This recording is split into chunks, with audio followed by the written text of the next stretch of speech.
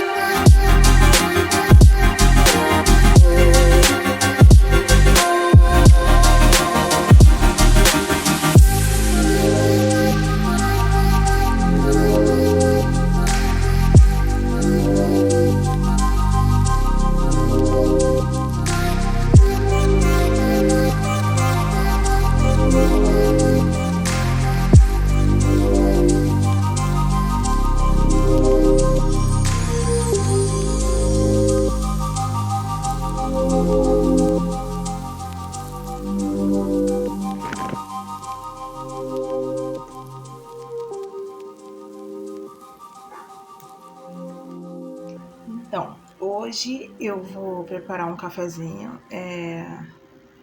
aqui diferente, né, com o que tenho aqui. Essa aqui é uma carne moída que sobrou, que eu fiz um pastel. Aí sobrou essa carne moída, sobrou esse pouquinho. Eu acho que não dá pra todo mundo, né, aqui em casa comer. E então vou fazer essa misturinha aqui. Eu tenho aqui um pouquinho de requeijão ainda, pãozinho integral, né, que eu comprei de Pará, castanha do Pará e quinoa. Vou colocar um pouquinho de orégano aqui dentro e juntar essa carne moída aqui, misturar essa carne moída. Como tem pouco requeijão, já vou misturar aqui dentro mesmo, entendeu? Que já economiza um potinho, já tem a tampinha, deixa guardadinho pra eu comer hoje, só por hoje, entendeu? Vou colocar um pouquinho de azeite também. E vou colocar no pão, uma delícia, vai ficar uma delícia. E é isso, depois eu já mostro pra vocês.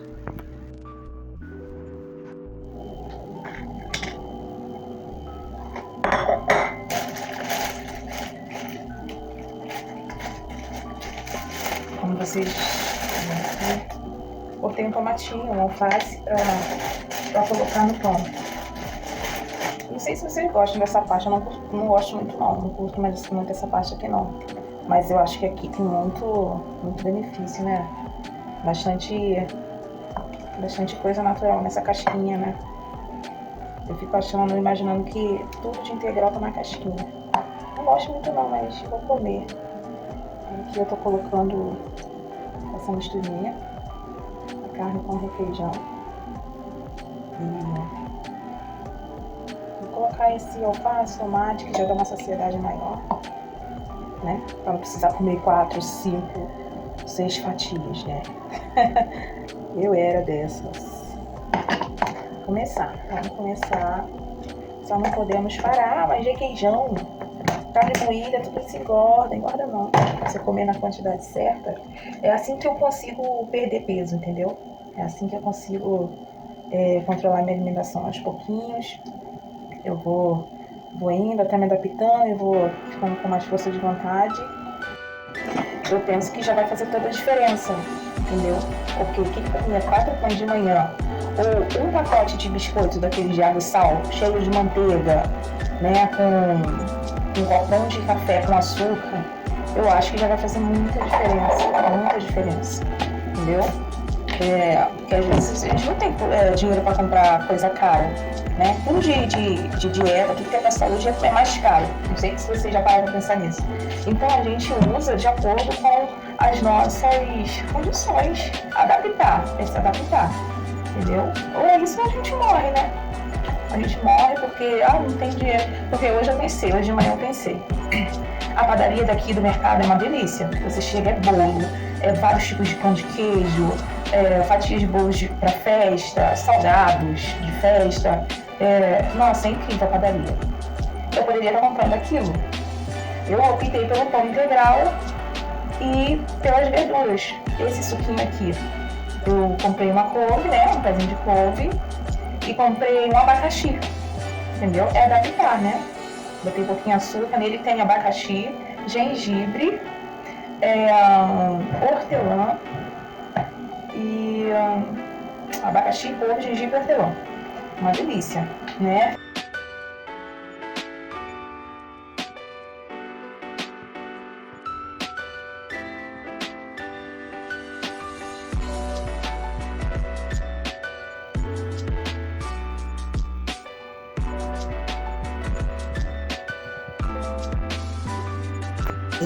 Hoje eu gostaria de falar, tem umas coisinhas aqui para vocês, um pouco mais de mim, né? Falar um pouquinho da minha infância, que não foi fácil, né? Mas também eu tive pais maravilhosos, né? Que cuidaram muito bem de mim, que me deram todo o amor e suporte que eu precisava, né? Não foi fácil porque, tipo assim, minha mãe começou a trabalhar, né?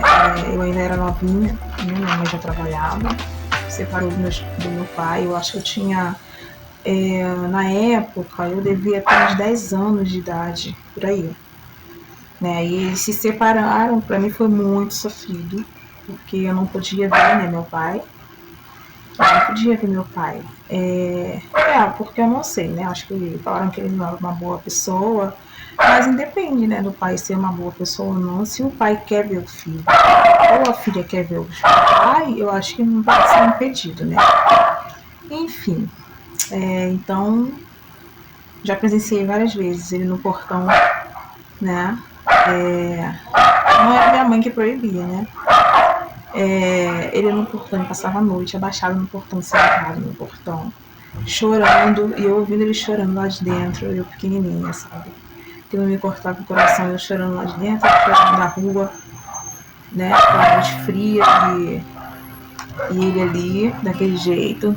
Não podia fazer nada, né? Eu não podia fazer nada, eu precisava obedecer. Então eu não podia sair, né?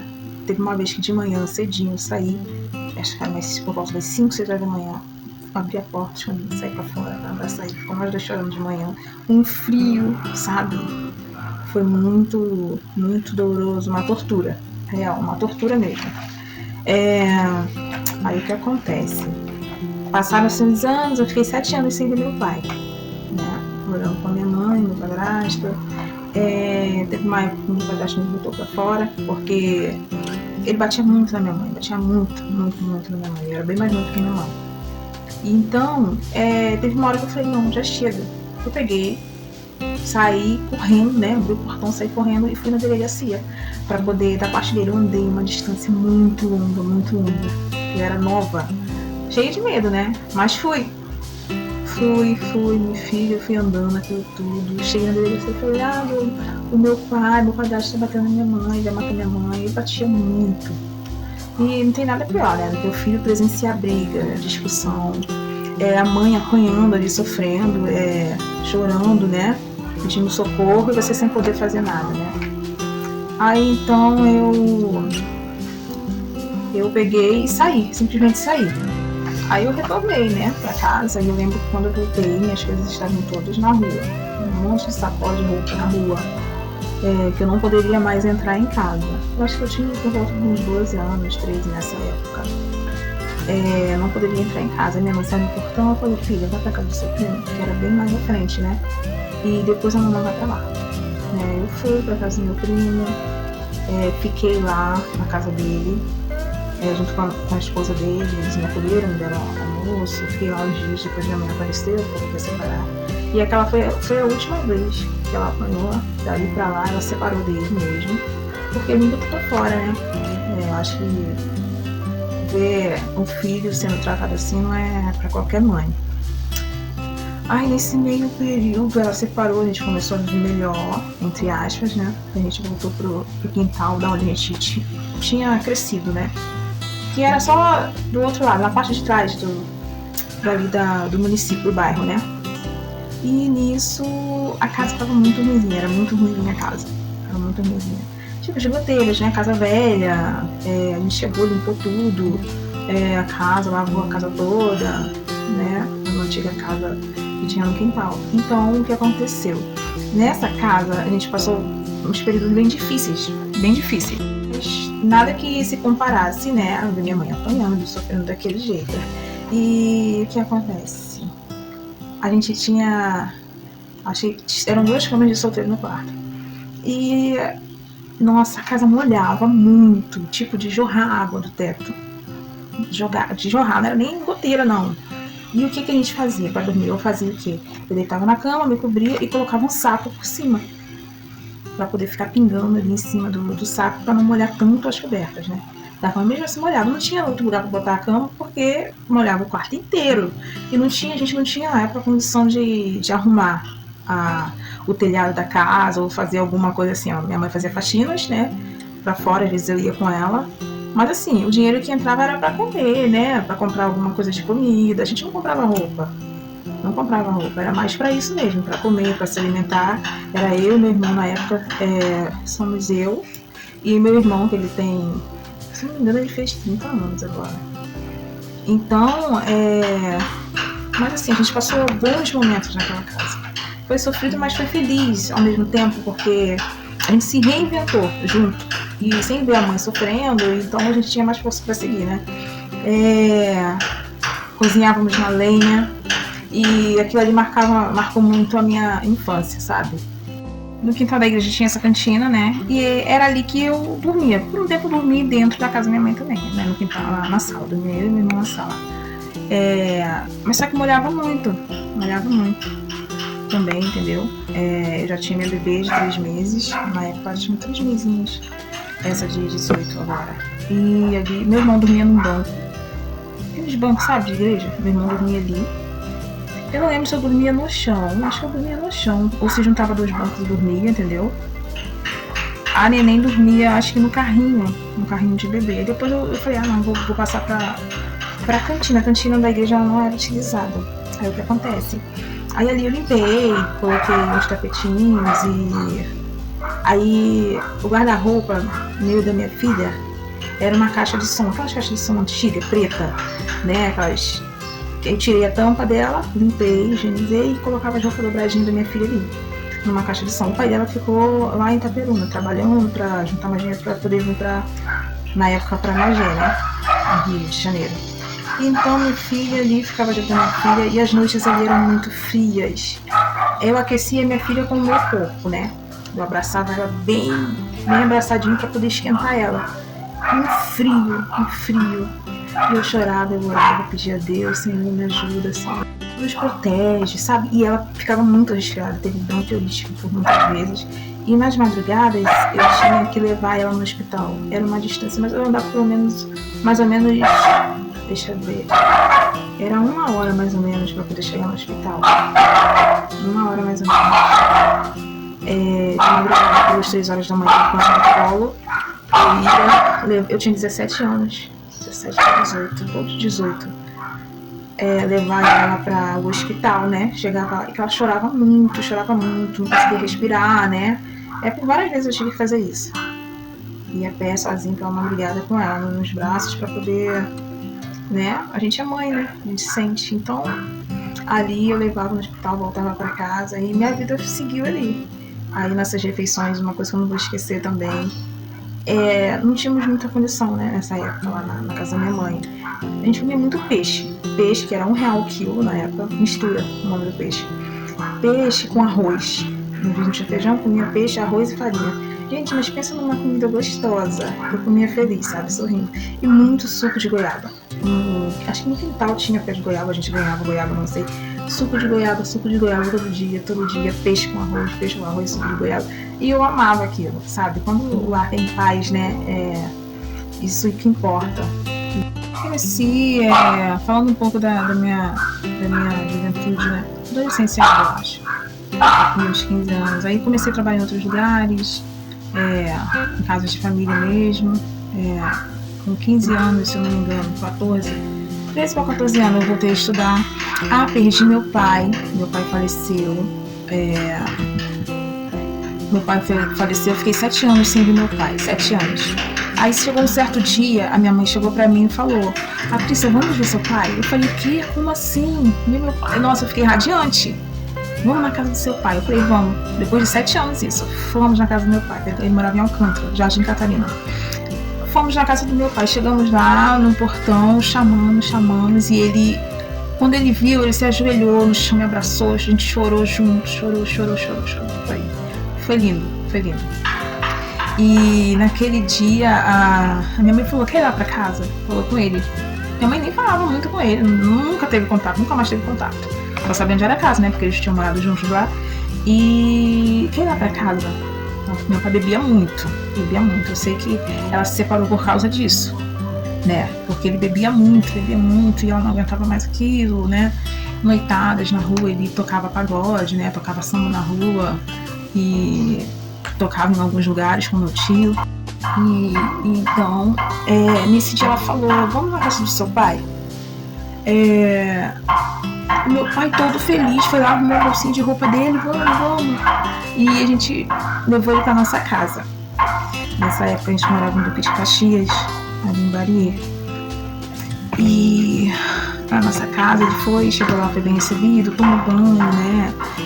A gente jantou, fomos no mercado junto. Essa semana foi assim. Foi uma semana antes do meu aniversário de 15 anos, que eu ia fazer 15 anos, acho que isso foi um presente mesmo. E ele foi e ele tocava violão, ele me ensinou algumas notas no violão. A gente ia no mercado, a gente ficava deitado junto, um fazendo carinho no outro, sabe? Deus preparou tudo. Eu sempre vou agradecer a Deus por tudo, pelos detalhes, porque ele sempre foi Deus dos detalhes da minha vida. Então, aí teve minha festa de 15 anos, né? Ele foi na minha festa de 15 anos, participou, ficou lá uma semana na minha casa. Entrou comigo, se eu não me engano ele chegou depois da festa, não sei, acho que ele entrou comigo, não sei. Aí o que acontece? Fomos pra casa e no outro dia, ficou mais uns dias ainda, né? Cantando juntos, brincando, e eu matei toda a saudade que eu tinha dele ali, né? Naquele tempo, desde a infância, 7 anos sem ver. Foi uma coisa muito linda, porque teve um momento de preparação, eu poder ver antes, eu viver com ele de novo e matar aquela saudade, sabe? E essa parte foi isso. Aí fomos no velório, enterro, tudo mais, eu chorando bastante, mas até hoje eu sou muito grata a Deus pela oportunidade que ele me deu de rever, né? O meu pai, de estar revendo meu pai, de estar podendo conviver com ele pelos últimos dias da vida dele, né? E essa parte é isso. Sinto saudade, muita saudade. Ainda tem muitas coisas pra contar, só que o vídeo fica muito longo e meu celular não comporta, né? O espaço não comporta nem o vídeo. Mas é isso, tô contando porque eu gostaria de compartilhar mesmo com todos vocês um pouco da minha vida. Eu senti esse desejo, sabe, do meu coração de estar falando com vocês, porque às vezes a gente vê o outro sorrindo, né, feliz da vida, mas não sabe os traumas que já passou, ou que às vezes tem ainda e carrega, né, e às vezes a gente só sabe machucar, usar, ferir, sendo que a pessoa já tem traumas, já tem dores, né. Então a partir daí a gente consegue pegar um pouco, tenta, né, pegar um pouco mais leve com os outros, amar mais, ao invés de machucar mais aquilo que já está ferido dentro da pessoa. E é isso.